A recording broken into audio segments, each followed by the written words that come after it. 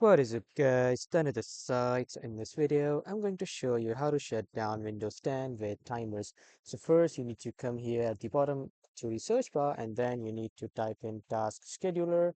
So here in the app section, you will find the task scheduler. Click on this and after that a pop-up window will appear from here.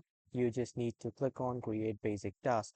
And after clicking on create basic task here, you will see the option to enter the name, so just enter the name of your task and then you can add the descriptions. And after that, you just need to click on next.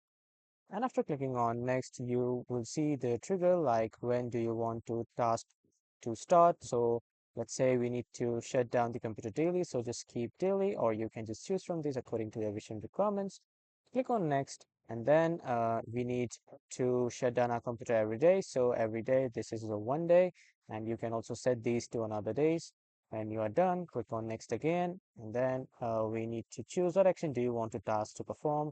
So just start a program, and after that, if you want to display a message, you can choose this one or you can choose for start a program. After that, you need to click on next. And in this program script, you just need to type in shutdown so that the computer understands to shut down the computer.